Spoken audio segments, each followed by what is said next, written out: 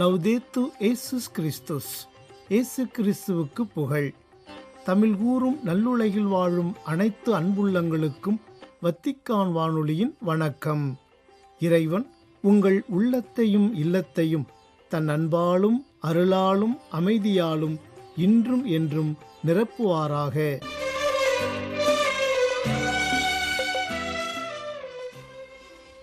அன்பு நேயர்களே, வத்திக்கான் வானொலி இன்று உங்களுக்கு வழங்கவிருப்பவை தடம் தந்த தகைமை, விவிலிய தேடல் மற்றும் செய்திகள்.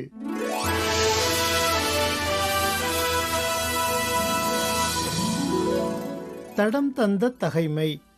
தற்பெருமையால் வீழ்ந்த வெள்ளாட்டு கிடாய்.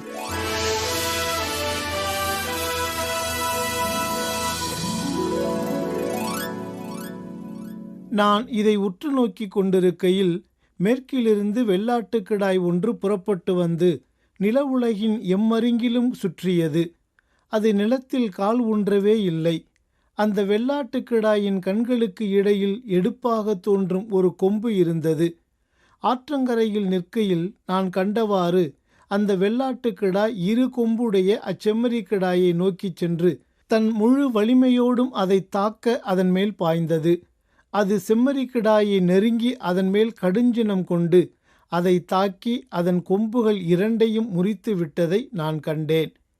அதன் எதிரே நிற்க செம்மறி கிடாய்க்கு வலிமை இல்லை. ஆகவே வெள்ளாட்டு கிடாய் அதை தரையில் தள்ளி மிதித்து விட்டது. செம்மறி கிடாயை முன்னதன் வலிமையினின்று விடுவிக்க வல்லவர் யாருமில்லை. அதன் பின்னர் வெள்ளாட்டு கிடாய் தற்பெருமை மிக கொண்டு திரிந்தது. ஆனால் அது வலிமையாக இருந்த பொழுதே அதன் பெரிய கொம்பு முறிக்கப்பட்டது. அதற்கு பதிலாக எடுப்பாக தோன்றிய வேறு 4 கொம்புகள் முளைத்து வானத்தின் 4 பக்கங்களையும் நோக்கி வளர்ந்தன.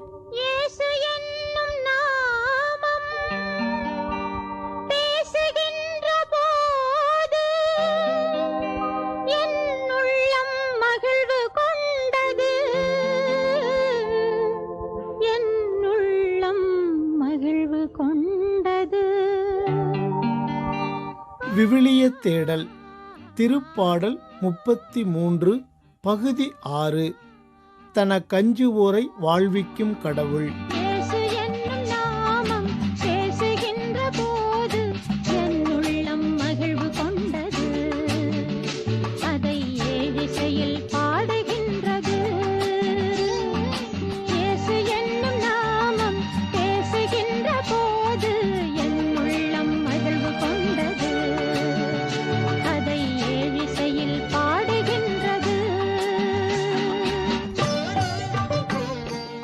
அன்பர்களே, கடந்த வார நமது விவிலிய தேடலில் படைபலமின்றி இறைபலத்தால் வெல்வோம் என்ற தலைப்பில் திருப்பாடல் 33 16, 17 ஆகிய 2 இறைவசனங்கள் குறித்து தியானித்தோம்.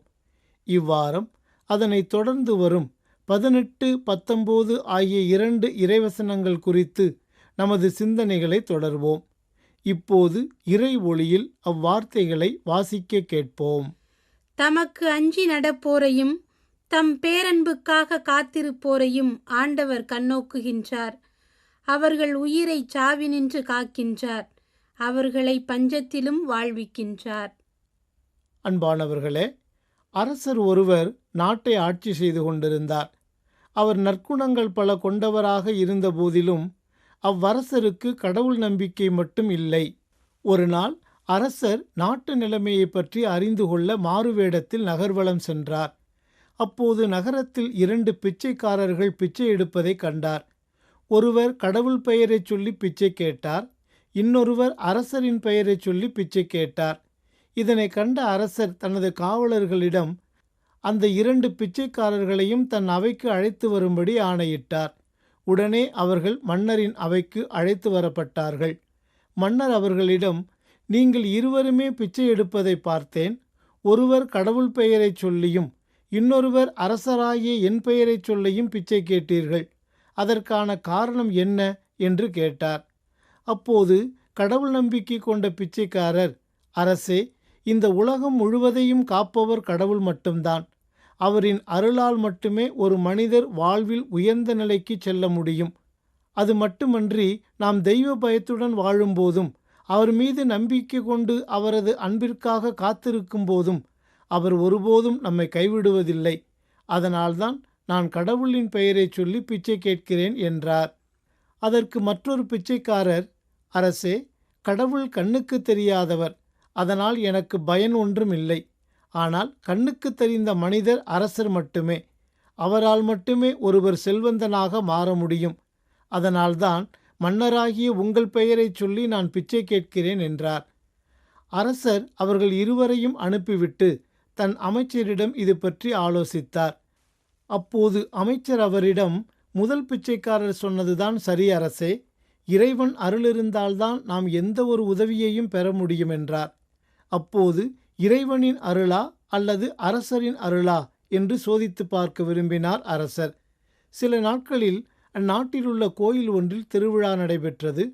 அன்று அரசர் குடிமக்களுக்கு சில பரிசுகள் அளிக்கப் போவதாக அறிவித்தார். ஆகவே பரிசு பொருள்களை பெறுவதற்கு குடிமக்கள் அனைவரும் வந்தனர். அவர்களுடன் அந்த 2 பிச்சைக்காரர்களும் வந்தனர். அவர்கள் ஒவ்வொருவருக்கும் அரசர் புதிய துணி ஒன்றையும் கூடவே பரங்கிக்காய் ஒன்றையும் பரிசளித்தார். அரசரின் பெயரை சொல்லி பிச்சை எடுப்பவருக்கு மட்டும் பரங்கிக்காயினுள் தங்க வைர நகைகளை வைத்து பரிசளித்தார். கடவுள் பெயரை சொல்லி பிச்சை எடுத்தவருக்கு எல்லோரையும் போலவே துணியும் பரங்கிக்காய் மட்டுமே பரிசளித்தார். சில மாதங்கள் கழிந்தன.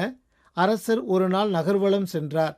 அப்போது அரசரின் பெயரை சொல்லி பிச்சை எடுப்பவர் சாலை ஓரத்தில் அமர்ந்து பிச்சை கேட்பதை கண்ட மன்னர் வியப்படைந்தார். தான் பரங்கிக்காயின் உள்ளே தங்க வைர நகைகள் வைத்து பரிசளித்தும் கூட இவர் மீண்டும் பிச்சை எடுக்க வேண்டிய காரணம் என்ன என்று மன்னருக்கு தோன்றியது. உடனே அரசர் அந்த பிச்சைக்காரரிடம், நான் அன்று உனக்கு பரிசுகள் அளித்தேனே, அதற்கு பிறகும் நீ பிச்சை எடுக்க வேண்டிய அவசியம் என்ன என்று கேட்டார். அதற்கு அவர், அரசே, நீங்கள் அன்று ஒரு பரங்கிக்காயை பரிசளித்தீர்கள். அதை நான் 5 வெள்ளிக்காசுகளுக்கு ஒருவனுக்கு விற்றுவிட்டேன். அந்த 5 வெள்ளிக்காசுகளை வைத்து எத்தனை நாட்கள் நான் உண்ண முடியும்? அதனால் மீண்டும் பிச்சை எடுக்க வந்துவிட்டேன் என்றார். அதை கேட்ட அரசர் மிகவும் கோபமுற்று, அடே மூடனே, நான் உனக்கு பரிசளித்த பரங்கிக்காயினுள் தங்க வைர நகைகள் வைத்திருந்தேனே, நீ அதனை வெட்டி பார்த்திருந்தால் உண்மை தெரிந்திருக்குமே என்று கூறி அவனை திட்டிவிட்டு நகர்ந்தார். சற்று தூரத்தில் ஒரு செல்வந்தரை கண்டார். அவர் இறைவன் பெயரை சொல்லி பிச்சை எடுத்தவர் என்பதை அப்போது அரசர் அறிந்து கொண்டார். அவரிடம் சென்ற அரசர், ஐயா, நீங்கள் முன்பு இறைவன் பெயரை சொல்லி பிச்சை எடுத்து கொண்டிருந்தீர்கள் அல்லவா? இப்போது எப்படி செல்வந்தனாகிவிட்டீர்கள் என்று கேட்டார். அதற்கு அவர், அரசே, நான் என் தந்தை இறந்த தினத்தில் சிலருக்கு இறைவன் பெயரை சொல்லி அன்னதானம் செய்வேன். அன்று ஒருவரிடம் 5 வெள்ளிக்காசு கொடுத்து ஒரு பரங்கிக்காய் வாங்கினேன். அதனை சமைப்பதற்காக வெட்டிய போது அதனுள் தங்க வைர நகைகள் இருப்பதை கண்டேன். இறைவனருளால் இன்று நான் செல்வந்தனாகிவிட்டேன் என்று கூறினார். மேலும் கடவுள் மீது அன்பும் அச்சமும் பற்றுறுதியும் கொண்டிருந்த எனக்கு அவர் வழங்கிய மாபெரும் கொடை இது என்று நிறைந்த மகிழ்வுடன் கூறினார். இறைவன் அருள் இல்லை என்றால் நமது வாழ்வில் எவ்வித நலமும் வளமும் பெற முடியாது என்பதை அரசர் அப்போதுதான் புரிந்து கொண்டார். நாம் நல்லாட்சி செய்வதற்கும் இறைவன் அருளே காரணம் என்பதை அறிந்து கொண்ட அரசர் அன்று முதல் தெய்வ பயமும் கடவுள் மீது பற்றுறுதியும் கொண்டு வாழத் தொடங்கினார். அன்பர்களே, நாம் தியானிக்கும் மேற்கண்ட இந்த 2 இறைவசனங்களில் தன்னிடம் அன்பும் நம்பிக்கையும் பக்தியும் கொண்டு வாழும் தன் அடியவர்களை கடவுள் என்றுமே கைவிடுவதில்லை என்றும் அவர்களை கொடிய பஞ்சத்தினின்றும் சாவினின்றும் விடுவிக்கின்றார் என்றும் தாவீது அரசர் எடுத்து காட்டுகின்றார். சவுல் மன்னரால் தனக்கு ஏற்பட்ட இடையூறுகள், நெருக்கடிகள், உயிர்பறிப்புச் சம்பவங்கள் ஆகியவற்றை சந்தித்த தாவீது அத்தகைய நிலைகளில் எப்படியெல்லாம் கடவுள் தன்னை காப்பாற்றினார் என்பதை எடுத்து கூறும் அவரது மனநிலையை இவ்விடத்தில் மீண்டும் நம்மால் உணர முடிகின்றது. ஏனெனில் சாவினின்று என் உயிரை நீர் மீட்டருளினீர். வாழ்வோரின் ஒளியில் கடவுளின் முன்னிலையில் நான் நடக்கும் பொருட்டு என் அடிகள் சறுக்காதபடி காத்தீரன்றோ என்றும், ஏனெனில் நீர் என் மீது காட்டிய அன்பு பெரிது, ஆழமிகு பாதாளத்தினின்று என் உயிரை விடுவித்தீர் என்றும் வேறு சில திருப்பாடல்களிலும் தாவீது அரசர் குறிப்பிடுகின்றார். பஞ்சத்தில் சாவினின்றும் சண்டையில் வாள் முனையினின்றும் உம்மை விடுவிப்பார். நாவின் சொல்லடியினின்றும் நீர் மறைக்கப்படுவீர். நாசமே வந்து விழுந்தாலும் நடுங்க மாட்டீர். அழிவிலும் பஞ்சத்திலும் நீர் நகுவீர்.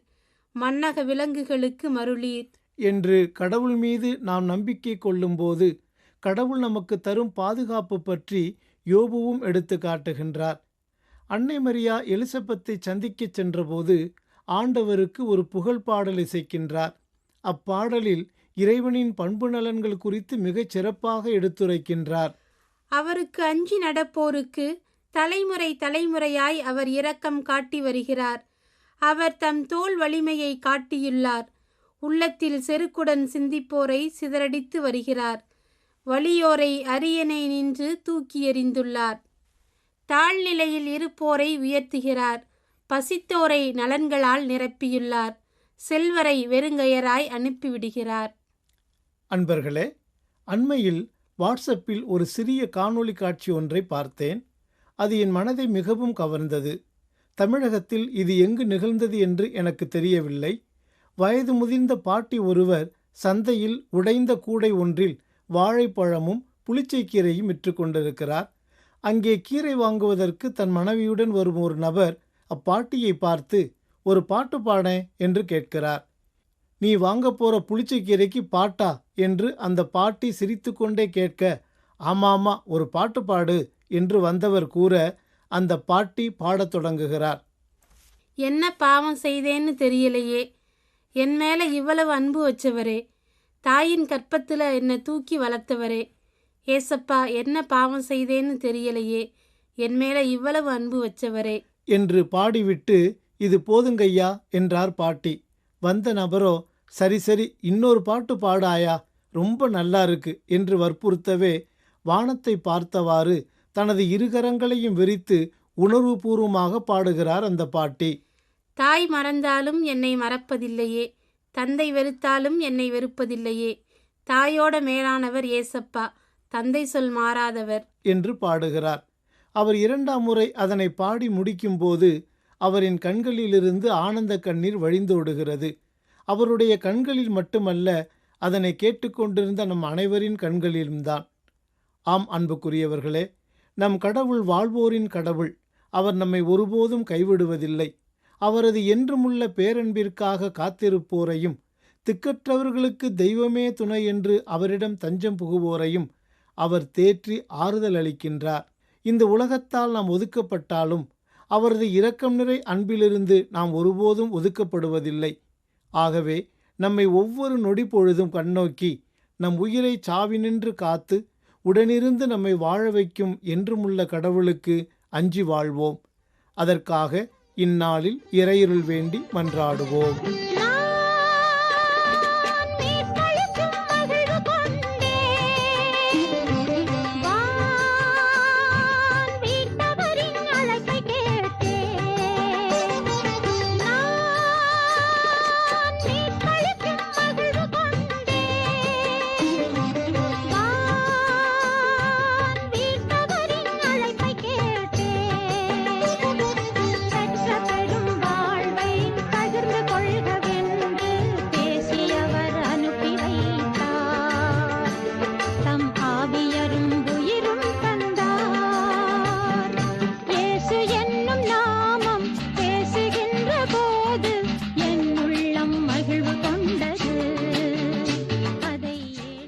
தனக்கஞ்சுவோரை வாழ்விக்கும் கடவுள் என்ற தலைப்பில் இன்றைய விவிலிய தேடல் நிகழ்ச்சியை உங்களுக்கு வழங்கியது வத்திக்கான் வானொலி.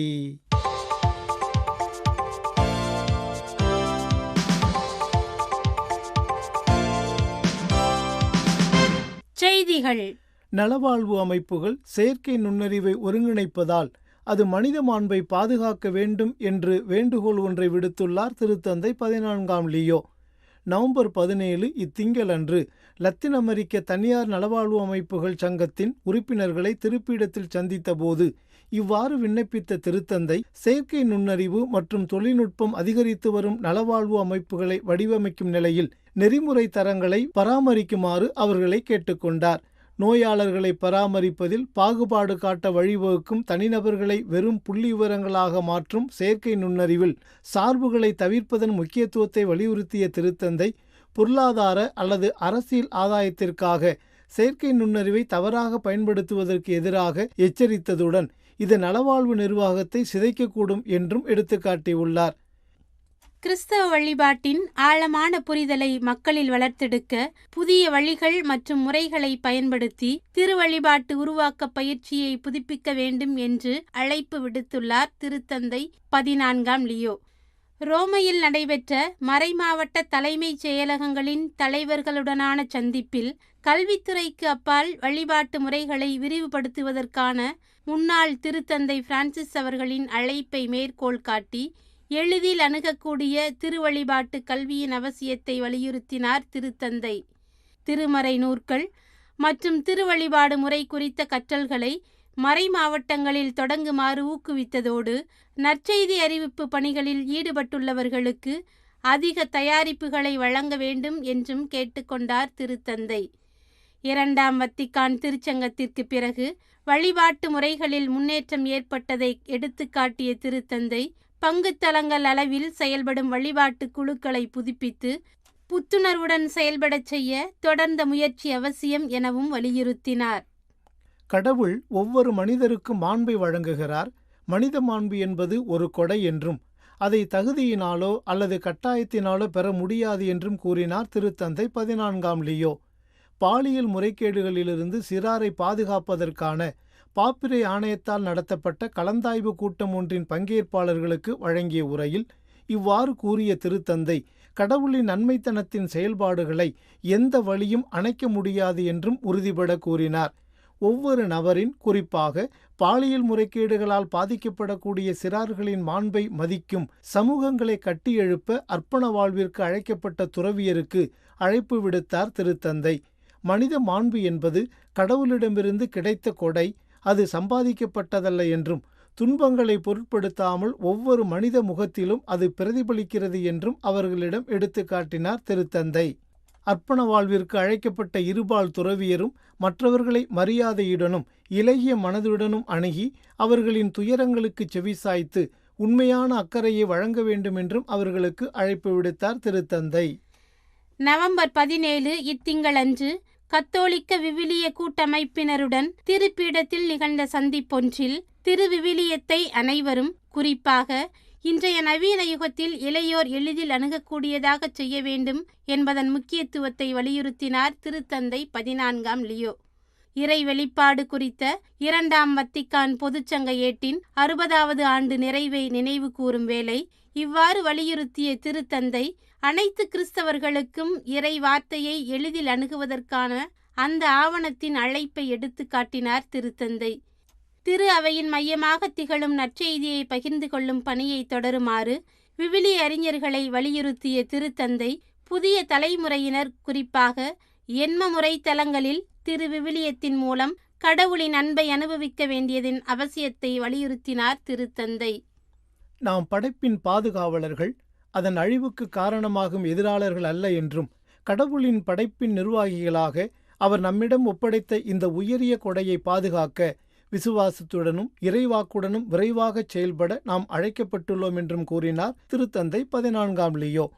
பிரேசிலில் நடைபெறும் COP30 எனப்படும் காலநிலை குறித்த மாநாட்டில் பங்கேற்கும் உலகளாவிய தெற்கு ஆயர்கள் மற்றும் கர்தினால்களுக்கு நவம்பர் 17 இத்திங்களன்று அனுப்பியுள்ள காணொலி செய்தி ஒன்றில் இவ்வாறு தெரிவித்துள்ளார் திருத்தந்தை. கடவுளின் படைப்பை பாதுகாப்பதில் முன்னேற்றம் ஏற்பட்டுள்ள போதிலும் அது போதாது என்றும் உறுதியான நடவடிக்கைகள் தேவை என்றும் வலியுறுத்தியுள்ள திருத்தந்தை காலநிலை நெருக்கடியின் அவசரத்தையும் எடுத்துரைத்துள்ளார். நேயர்களே, இத்துடன் வத்திக்கான் வானொலியின் தமிழ் ஒலிபரப்பு நிறைவு பெறுகின்றது. வணக்கம். வணக்கம்.